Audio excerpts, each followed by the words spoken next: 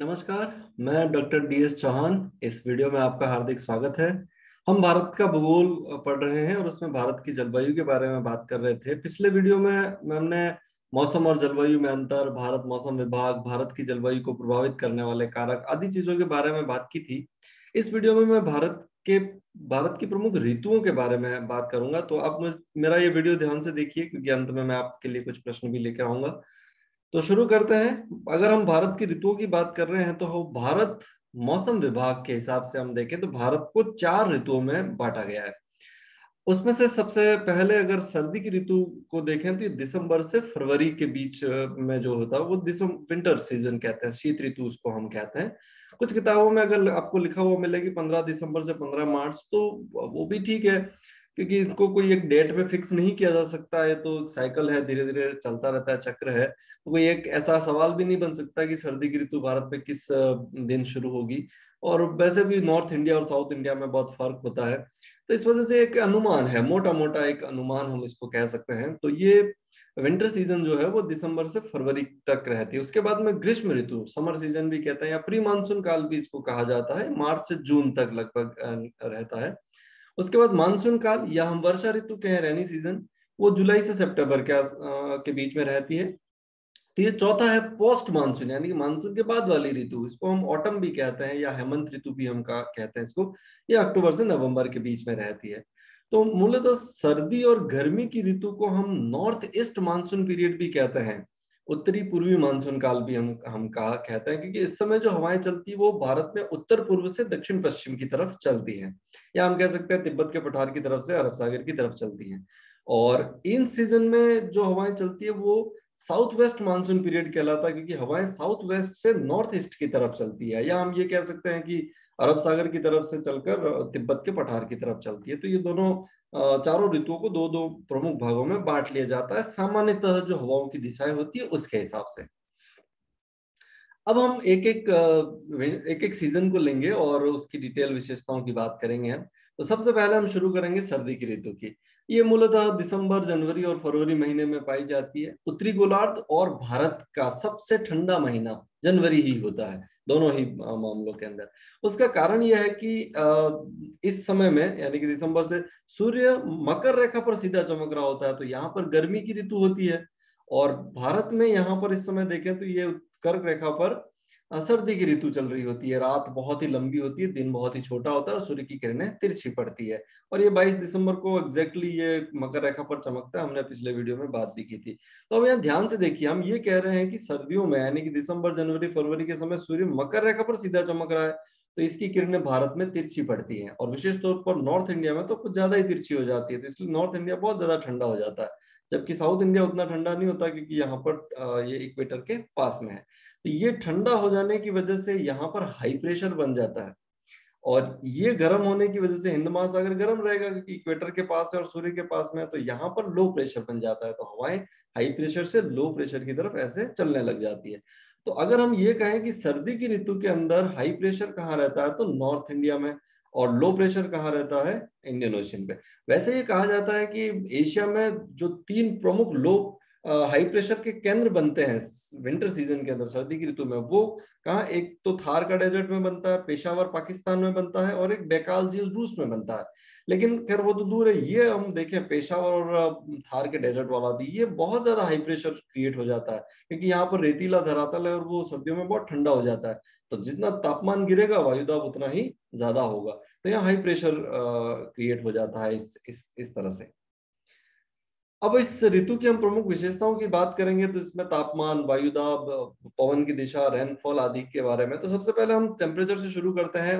सर्दी की ऋतु में उत्तरी भारत का तापमान बहुत ही कम रहता है। कारण यह है कि एक तो विषुवत रेखा से काफी दूर हो जाता है, प्लस ऊंचा भी है। तो यहाँ ये जम्मू कश्मीर है, लद्दाख है, इस तरफ से अगर हम अरुणाचल प्रदेश में इसमें तापमान 10 डिग्री से कम ही रहता है। तो ये पूरा रीजन बहुत ठंडा रहता है। उसका कारण हाइट सबसे प्रमुख कारण है, हाइट की वजह से ये ठंडा रहता है, प्लस सूर्य की किरणें भी तिरछी आ रही है।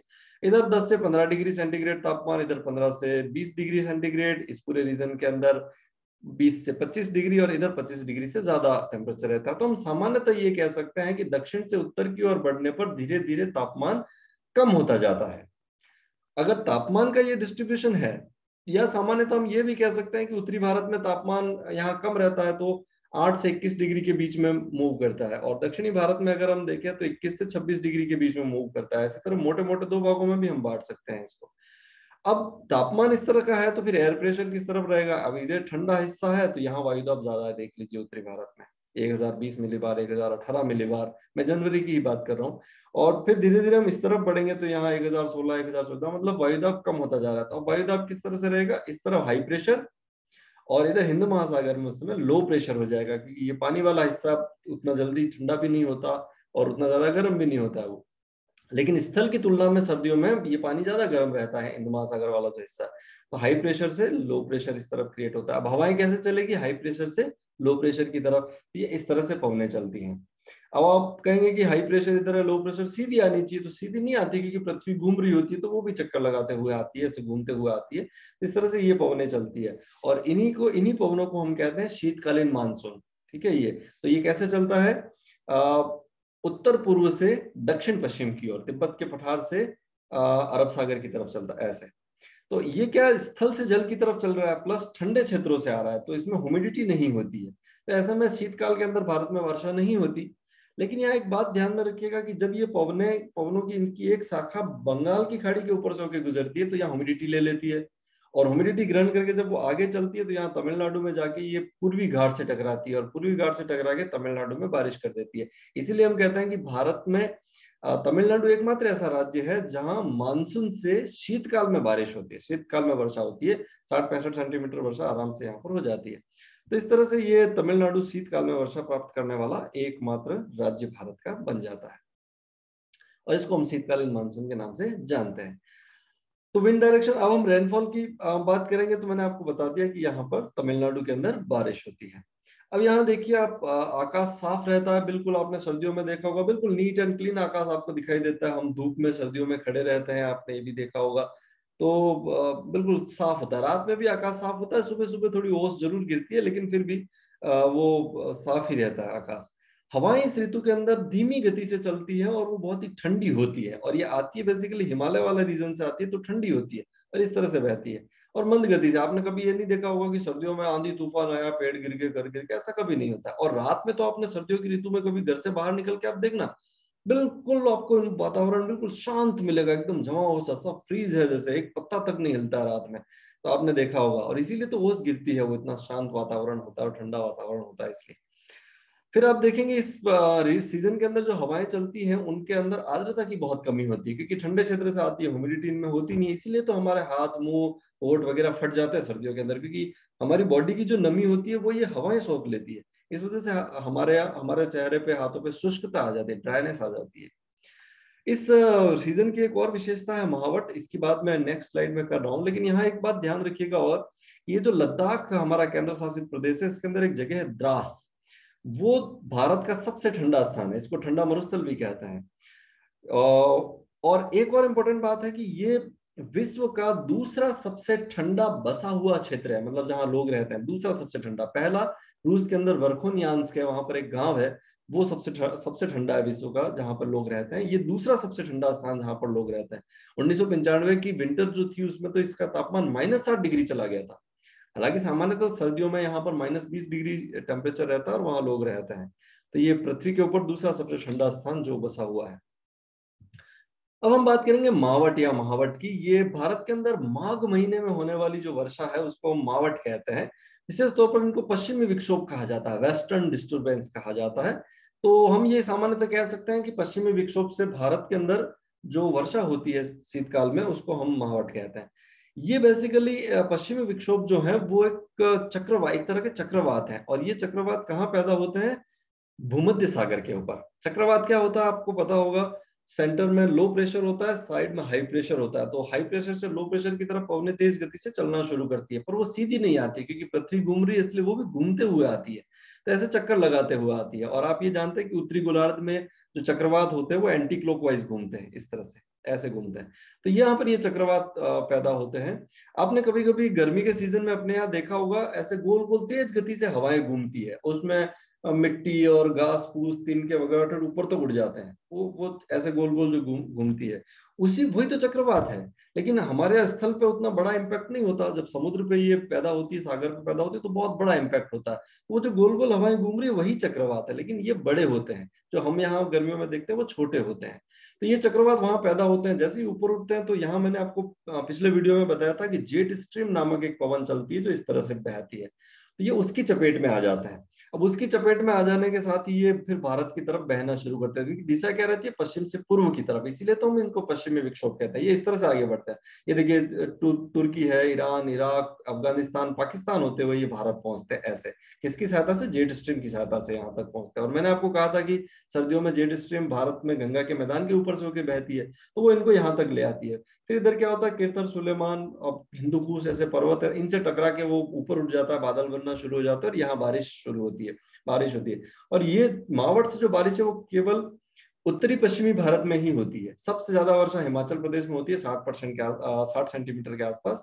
जम्मू कश्मीर में स्नोफॉल होता है यहाँ पर। इसके अलावा पंजाब, हरियाणा, दिल्ली, राजस्थान, यूपी, इवन मध्य प्रदेश के भी कुछ हिस्से में इससे बारिश हो जाती है। तो उत्तरी पश्चिमी भारत में ही बारिश होती है, यही राज्य हैं जिनसे वो बारिश प्राप्त करते हैं। एक और बात है कि ये आता है फरवरी लास्ट में, मार्च के अंदर आता है। तो उस समय भारत के अंदर गेहूं की खेती चल रही होती है, मूलतः उत्तरी भारत के अंदर गेहूं की कृषि हो रही होती है।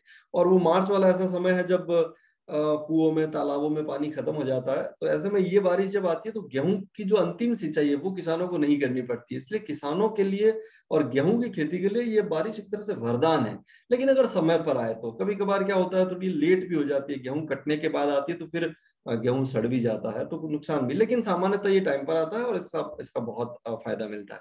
तो ये सारी बातें इसके लिए प्रश्न बनती है कंपटीशन एग्जाम में कि ये पश्चिमी विक्षोभ कहाँ पैदा होते हैं, किसकी सहायता से भारत तक आते हैं, भारत के किस भाग में बारिश होती है, सबसे ज्यादा वर्षा किस में होती है, पश्चिम विक्षोभ के साथ में स्नोफॉल किस राज्य में होता है, किस फसल के लिए सबसे लाभदायक है। सारे सवाल कंपटीशन एग्जाम में पूछे जाते हैं, बहुत ही महत्वपूर्ण क्वेश्चन है। अच्छा, एक और बात ध्यान रखना कि अभी मैंने कहा था कि तमिलनाडु में भी शीतकाल में बारिश होती है, लेकिन ये दोनों अलग अलग घटनाएं हैं, इन दोनों का आपस में कोई लेना देना नहीं है।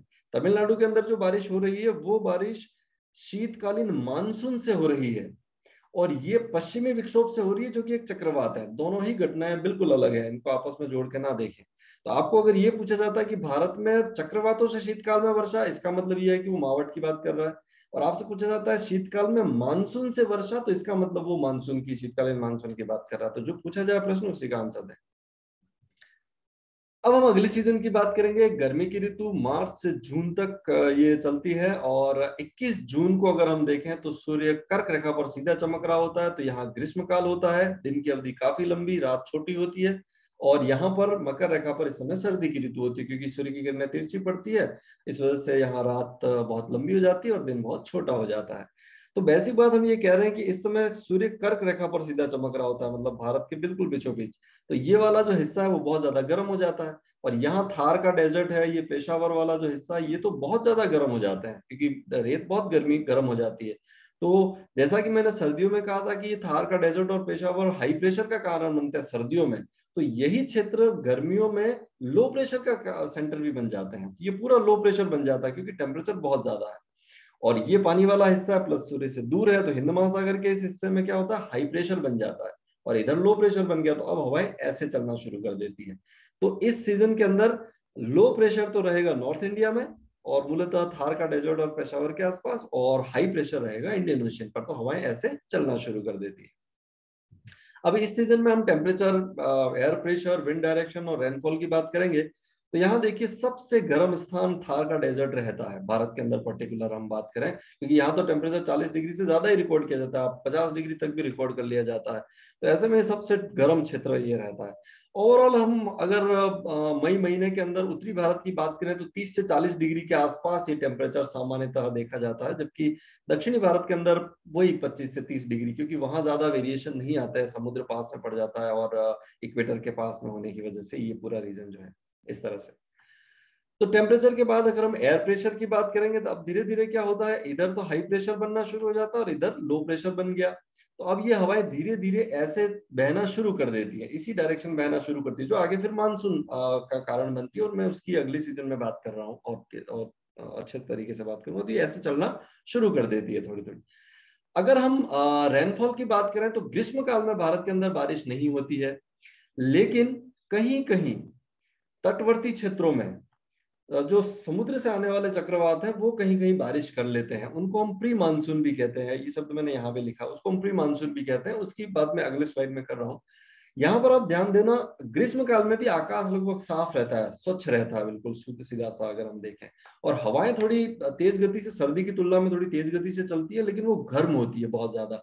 कारण यह है कि वो इक्वेटर की तरफ से इधर से चलना शुरू कर देती है, तो वो बहुत गर्म हवाएं यहाँ पर भारत के अंदर आती है। और विशेष तौर पर एक मैं स्थानीय पवन की बात यहाँ पर आपको कर रहा हूँ, वो है लू। ये जो पवन है वो ऐसे राजस्थान के इस पश्चिमी भाग से चलना शुरू करती है, आगे पंजाब, हरियाणा, दिल्ली, इवन यूपी तक भी पहुंच जाती है। तो ये पूरा जो रीजन है उसमें लू पवन चलती है, जो कि बहुत ही गर्म पवन है। इसकी स्पीड कभी कभी 140 किलोमीटर तक भी हो जाती है प्रति घंटे की बात कर रहा हूं मैं।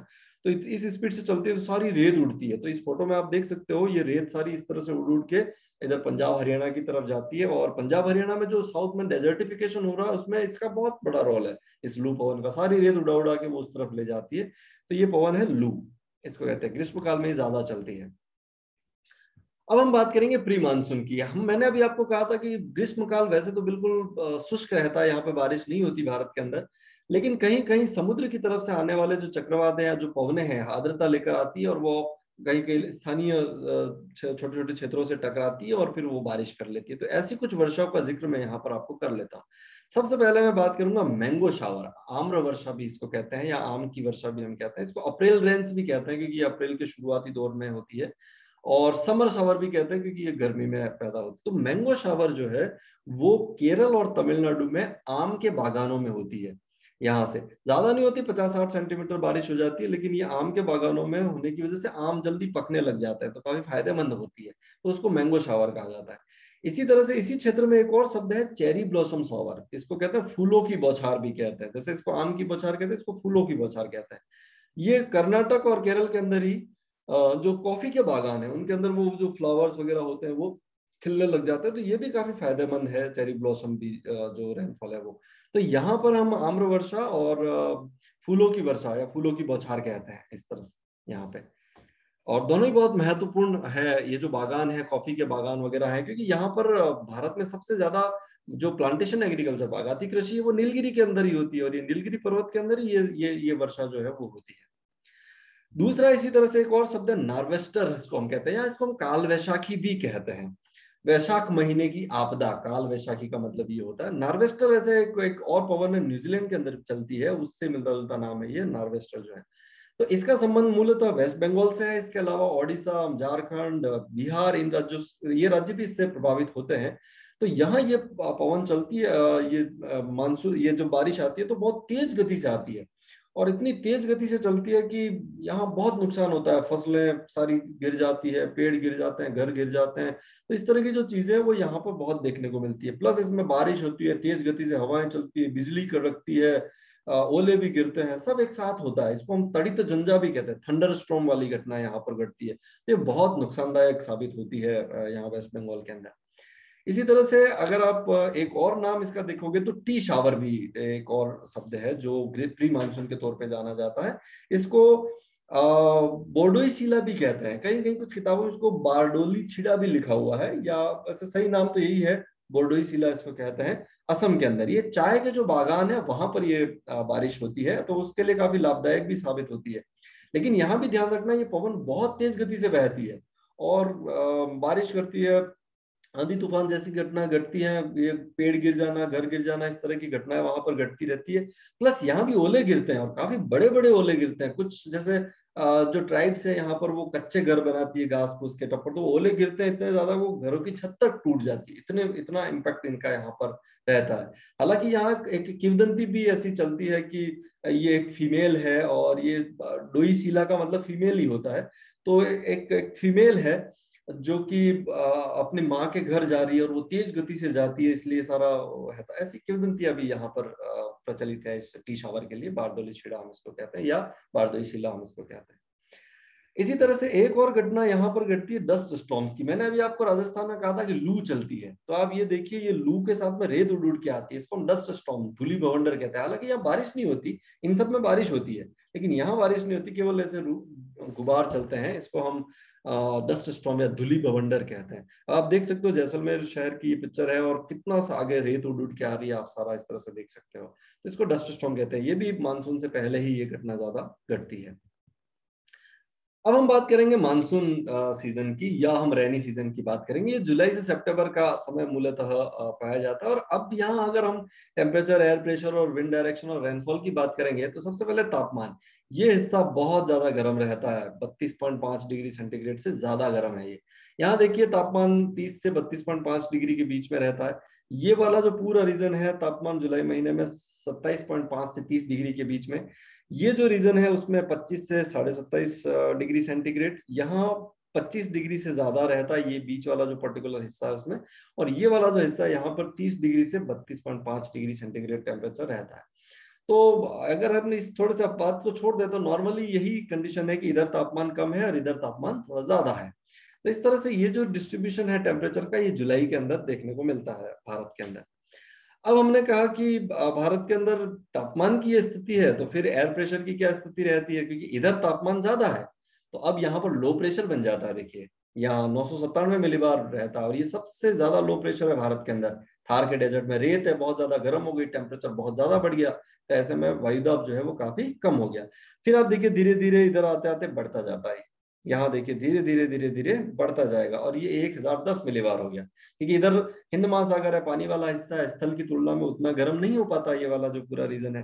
तो ऐसे में ये रीजन ठंडा रहता है, तो यहाँ बन जाता है हाई प्रेशर। और ये देखिए इधर पूरा लो प्रेशर क्रिएट होता है, और उसमें थार का डेजर्ट बहुत ही महत्वपूर्ण रोल अदा करता है इस पूरे लो प्रेशर को क्रिएट करने में।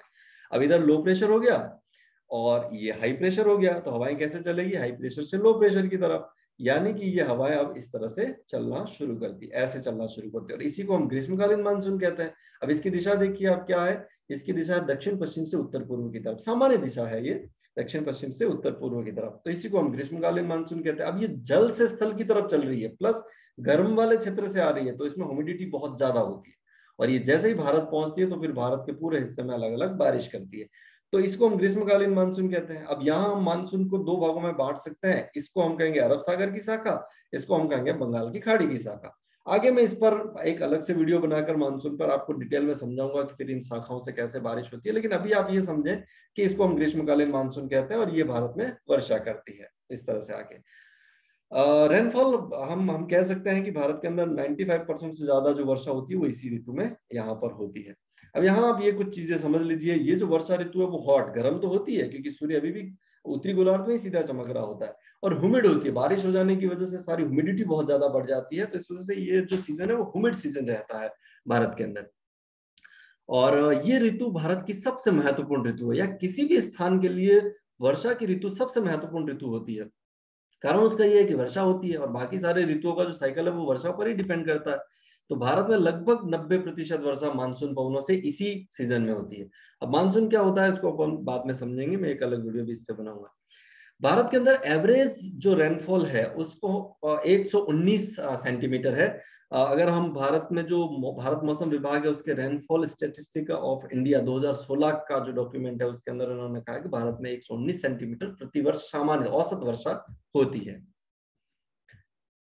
अब हम मानसून के आगमन और उसके वापस जाने की बात करेंगे कि भारत में मानसून कब आता है और किस तरह से आता है। तो यहाँ ध्यान देना, मानसून सबसे पहले 1 जून को यहाँ केरल में पहुंच जाता है। ये तिरुवनंतपुरम या त्रिवेंद्रम हम कहते हैं, यहाँ पर भारत में सबसे पहले बारिश होती है।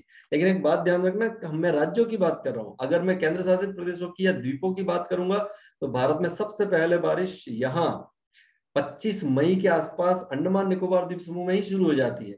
तो अगर आपसे पूछा जाए किस केंद्र शासित प्रदेश में भारत में सबसे पहले वर्षा होती है, तो अंडमान निकोबार में, वो तो 5 दिन पहले ही शुरू हो जाती है वहां पे। फिर धीरे धीरे मानसून इस तरफ आता है, तो 1 जून को ये केरल के त्रिवेंद्रम में, या हम स्टेट कहें तो केरल सबसे पहले बारिश प्राप्त करने वाला स्टेट है, जगह कहें तो त्रिवेंद्रम या तिरुवनंतपुरम भी उसको हम कहते हैं वहां। साथ ही मानसून 1 जून को यहाँ भी पहुंच जाता है, त्रिपुरा और मिजोरम वाला जो हिस्सा वहां पर। अब फिर आगे देखिए आप 5 जून को ये इस पूरे रीजन के अंदर पहुंच जाता है। इसी तरह से आप देखिए 10 जून को वो कहाँ पहुंचा, फिर देखिए आप 15 जून को कहाँ पहुंच रहा है, फिर देखें 1 जुलाई को वो यहाँ पहुंचा, और सबसे लास्ट में 15 जुलाई पश्चिमी राजस्थान में जैसलमेर जो जिला है वहां ये पहुंचता है। सबसे कम बारिश होती है 15 जुलाई को। अब आप देखिए कम से कम 1.5 महीना लग जाता है मानसून को यहाँ से यहाँ तक पहुंचने में। तो इस तरह से मानसून का आगमन होता है। तो ये शाखा यहाँ से यूं पहुंचती है, और ये शाखा बंगाल की खाड़ी की जो शाखा है वो यहाँ से इस तरह से होती हुई यूं पहुंचती है, और वो लास्ट में 15 जुलाई में वहां पहुंचती है। ठीक है, मैं मानसून का वीडियो बनाऊंगा उस पर और समझाऊंगा कि ये सब कैसे पहुंचती है, लेकिन अभी ये समझें कि सबसे कम सबसे लास्ट में बारिश यहाँ जैसलमेर में होती है, पश्चिमी राजस्थान के अंदर 15 जुलाई। चलो ये तो मानसून के आने का हो गया। अब मानसून वापस कैसे जाता है उसको हम इस मैप के अंदर समझते हैं। सबसे पहले 1 सितंबर से मानसून वापस पीछे हटना शुरू हो जाता है, क्योंकि ये रेतीला हिस्सा है, और यहाँ पर थोड़ा सा सितंबर के बाद में रात में और वेजिटेशन में थोड़ा मतलब ग्रीनरी वगैरह होती है इस समय, तो थोड़ा टेम्परेचर कम होना शुरू हो जाता है, तो हाई प्रेशर बनना शुरू हो जाता है। तो ऐसे में यहाँ से पवने वापस पीछे हटना शुरू कर देती है। तो 1 सितंबर से यहाँ से पवने वापस मतलब मानसून पीछे हटना शुरू कर देता है। अब यहाँ ध्यान देना कि इस सेक्टर में सबसे लास्ट में मानसून आया था और हटेगा सबसे पहले। इसका मतलब यह है कि वर्षा की ऋतु पश्चिमी राजस्थान में सबसे छोटी होती है भारत में। तो भारत में सबसे छोटी वर्षा की ऋतु पश्चिमी राजस्थान में, इसलिए तो बारिश बहुत कम होती है। फिर आप देखिए यहाँ पर ये 15 सितंबर में यहाँ से हट जाता है, और राजस्थान से 15 सितंबर से मानसून हट जाता है। फिर आप देखिए 1 अक्टूबर में यहाँ इस तरह से हटेगा, 15 अक्टूबर को इस क्षेत्र से हटेगा। फिर आप देखिए 1 नवंबर, 15 नवंबर, 1 दिसंबर और 15 दिसंबर। मैंने आपको कहा था कि लौटता हुआ मानसून, जिसको हम शीतकालीन मानसून कहते हैं, वही तो यहाँ से आता हुआ वापस यूं आता है, यहाँ से चलता है, ह्यूमिडिटी ग्रहण करता है और तमिलनाडु में बारिश करके फिर वो आगे की तरफ निकल जाता है। तो वो सर्दियों में बारिश यहाँ पर इस तरह से होती है तमिलनाडु के अंदर। ये मानसून का आगमन और मानसून का वापस प्रत्यावर्तन भी, वापस जाने को मानसून का प्रत्यावर्तन या मानसून का निवर्तन भी कहते हैं, हिंदी में रिट्रेटिंग मानसून हम कहते हैं। ये देखिए वर्षा का अगर हम वितरण को देखने की कोशिश करें तो ये वो रेनफॉल स्टेटिस ऑफ इंडिया जो आईएमडी ने 2016 में रिपोर्ट पेश की थी, उसके अंदर अगर हम देखें तो आप यहाँ देख सकते हो, ये जो कलर जहां भरा हुआ है यहाँ पर, यहाँ केवल 2.5 सेंटीमीटर बारिश होती है। ये क्योंकि यहाँ स्नोफॉल होता है, बारिश बहुत ही कम होती है, स्नोफॉल होता है। मैं वर्षा रेनफॉल की बात कर रहा हूँ, प्रिसिपिटेशन की नहीं। तो ये यहाँ बहुत कम बारिश होती है, फिर ये धीरे धीरे बढ़ती जाती है। फिर ये दूसरा वाला वेस्टर्न राजस्थान का जो हिस्सा है वहां पर भी बहुत कम बारिश होती है, और ये जो पूरा रीजन वेस्टर्न घाट का जो रेन शेडो रीजन पड़ता है वो भी बहुत कम बारिश यहाँ पर होती है। फिर इधर देखिए धीरे धीरे बढ़ती जाती है, ये यहाँ पर बढ़ती जाती है। इस तरह से ये मानसून धीरे धीरे, तो आप इस मैप से इसको आसानी से समझ सकते हो कि भारत में कहाँ कितनी बारिश होती है। ये सारे रेन गेज स्टेशन है भारत के अंदर, वर्षा मापी यंत्र जिसको हम कहते हैं, 3500 स्टेशन भारत के अंदर लगे हुए हैं, और उन सारे रेन स्टेशन से डेटा हासिल किया जाता है आईएमडी द्वारा, और फिर ये सारे कंक्लूजन निकाले जाते हैं भारत के अंदर। तो यहाँ देखिए ये रेन गेज स्टेशन काफी कम है, क्योंकि वहां स्नोफॉल होता है, बारिश नहीं। थार के डेजर्ट में भी बारिश बहुत कम होती है, तो यहाँ पर भी कम है। बाकी पूरे भारत के अंदर अच्छे से चितराए हुए हैं सारे रेन गेज स्टेशन। अब आप देखिए मानसून की हम बात करते हैं। यहाँ पर मैंने आपको कहा था कि भारत में 95% से ज्यादा वर्षा तो मानसूनी पवनों से होती है। तो मानसून क्या है, अब आप यहाँ देखिए जनवरी में मैंने आपको क्या कहा था कि हवा जो है वो नॉर्थ ईस्ट से साउथ वेस्ट की तरफ चलती है, क्योंकि इधर हाई प्रेशर हो जाता है, इधर लो प्रेशर हो जाता है सर्दी की ऋतु में। तो ये हवाएं ऐसे चलती हैं, ठीक है। वहीं अगर हम गर्मी के सीजन में बात करेंगे, इधर लो प्रेशर हो जाता है, इधर हाई प्रेशर हो जाता है, ये हवाएं ऐसे चलती है। अब यही मानसून है। अब ऐसे आपने पढ़ा होगा कि मानसून क्या है, तो आपने सुना होगा कि अरबी भाषा के मौसम शब्द से बना है, जिसका मतलब होता है मौसम या ऋतु।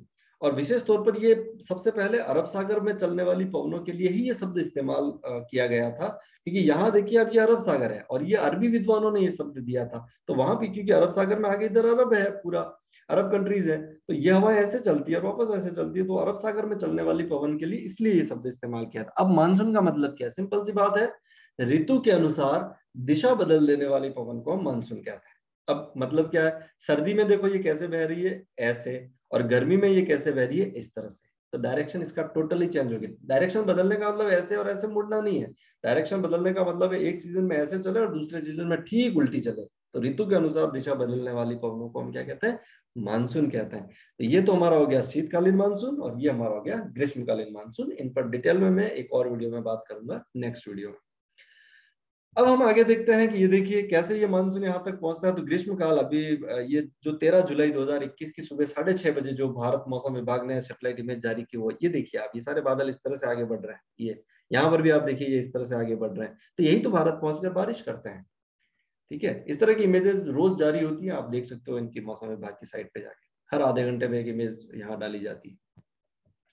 अब हम रेनफॉल डिस्ट्रीब्यूशन की बात करेंगे कि भारत में वर्षा का वितरण किस तरह का है। वैसे मैंने पिछले स्लाइड में ये बता दिया था, लेकिन यहाँ मैं एक सामान्य बात कर लेता हूँ, थोड़ा जनरलाइज्ड वे में बात कर लेता हूँ। तो आप यहाँ पर देखिए, ये जो वर्षा दी हुई है वो एमएम के अंदर दी हुई है। 500 mm मतलब 50 सेंटीमीटर। तो ये जो कलर जहाँ भरा हुआ है वहाँ 50 सेंटीमीटर बारिश होती है। देखिए ये वेस्टर्न राजस्थान, एक कच्छ वाला हिस्सा, ये जम्मू कश्मीर वाला ये हिस्सा, यहाँ बहुत कम बारिश होती है, तो यहाँ वर्षा कम है। फिर आप देखिए 50 से 100 सेंटीमीटर, ठीक है, ये एमएम में है, तो एक एक आप 50 से 100 सेंटीमीटर इस कलर से। ये कलर आप देखिए 400 सेंटीमीटर से ज्यादा वर्षा होती है, 4000 mm से ज्यादा वर्षा होती है ये। तो इस तरह से हम भारत को अलग अलग भागों में डिवाइड कर सकते हैं, और ये डिवाइड करने का काम सर डडले स्टाम ने किया है। इनका जीवन काल है ये, और इन्होंने भारत में, ये ब्रिटिशर्स ज्योग्राफर थे, इन्होंने भारत को 4 भागों में बांटा वर्षा के हिसाब से। वेरी लो रेनफॉल रीजन, सबसे न्यून वर्षा जो क्षेत्र है, 50 सेंटीमीटर से कम जहां बारिश होती है। मैंने आपको कहा पश्चिमी राजस्थान का कुछ हिस्सा, पंजाब हरियाणा का दक्षिण वाला हिस्सा, गुजरात का कच्छ वाला हिस्सा, जम्मू कश्मीर का ये जो हिस्सा है, यहाँ स्नोफॉल ज्यादा होता है, वर्षा ज्यादा नहीं होती है। तो ऐसे में ये वाला जो रीजन है, यहाँ वर्षा बहुत ही कम होती है।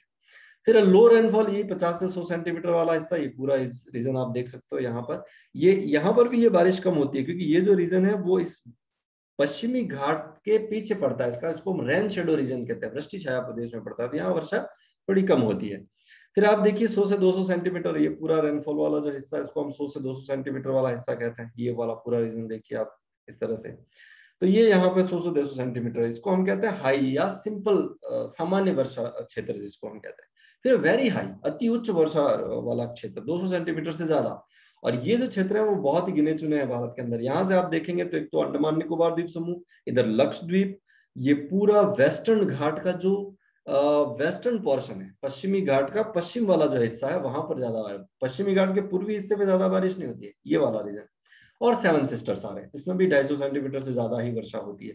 तो इनमें वर्षा बहुत ज्यादा होती है। और ये वाला जो रीजन है, जिसमें पश्चिम बंगाल है, बिहार है, ओडिशा, इनमें भी अच्छी बारिश हो जाती है।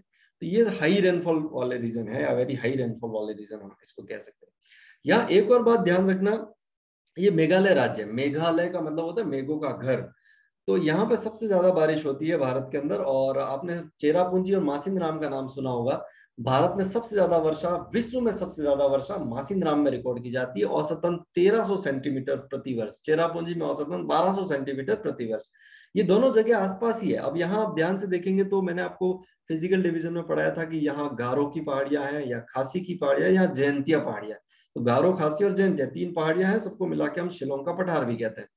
तो अब यहाँ ध्यान देना कि ये जो बीच में खासी की पहाड़ियां हैं, इस खासी की पहाड़ी में ये चेरापूंजी और मासिनराम दोनों जगह स्थित है।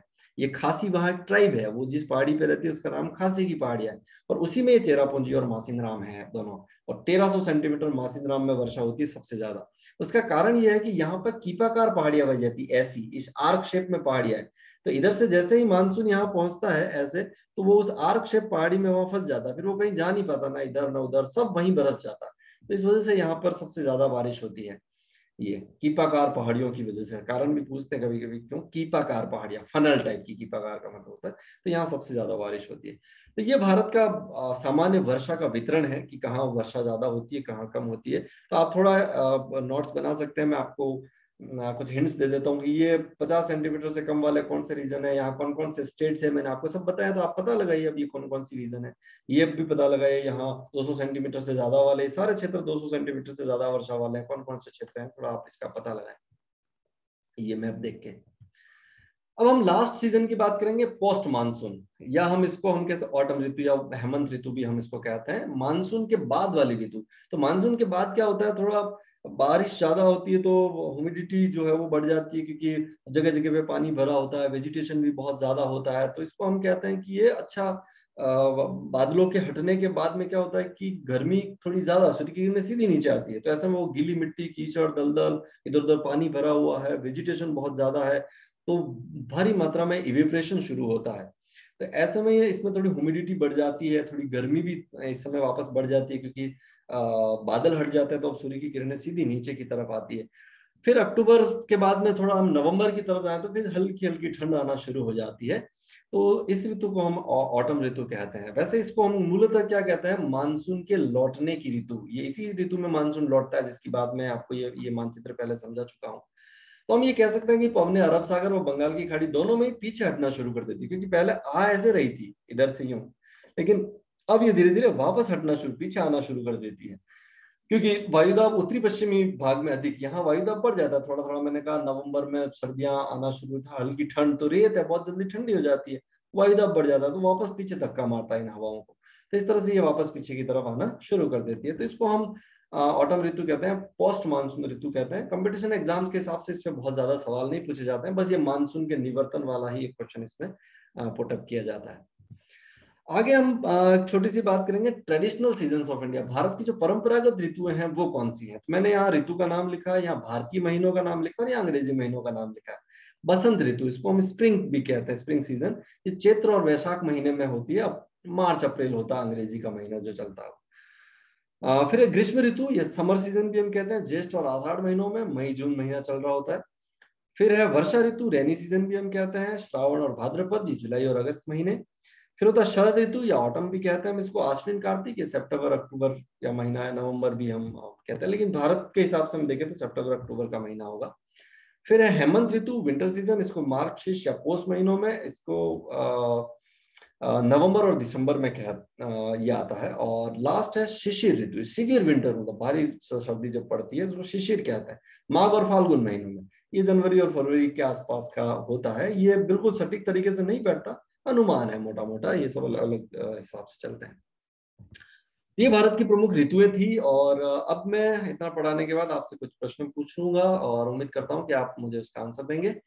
विश्व के दूसरे सबसे ठंडे मानव बसाव क्षेत्र का नाम बताइए। पश्चिमी विक्षोभ या महावट की उत्पत्ति किस सागर से होती है? लू क्या है? काल वैशाखी प्री मानसून का संबंध भारत में किन राज्यों से है? भारत में औसत वार्षिक वर्षा कितनी होती है? ग्रीष्मकालीन मानसून में पवनों की दिशा क्या होती है? भारत में 200 सेंटीमीटर से अधिक वर्षा वाले क्षेत्र कौन कौन से हैं? पश्चिमी राजस्थान में मानसून किस माह में पहुंचता है? तो आपने मेरा ये वीडियो देखा, आपका बहुत बहुत शुक्रिया। आप हम अगले वीडियो में और मिलेंगे, जिसमें हम बात करेंगे भारत के अंदर जो मानसून आता है वो किस तरह से आता है, उसके प्रमुख कारण क्या है, उस पर हम डिटेल में बात करेंगे। मानसून की शाखाओं पर भी डिटेल में बात करेंगे। तब तक आप अपने आसपास पेड़ों और पानी की रक्षा कीजिए। नेक्स्ट वीडियो में हम बहुत जल्द मिलेंगे। और अगर आपको मेरा ये कंटेंट अच्छा लगा तो आप मेरा यूट्यूब चैनल सब्सक्राइब कर सकते हैं, अपने दोस्तों के साथ शेयर कर सकते हैं। Thank you so much. Next video में जल्दी मिलेंगे।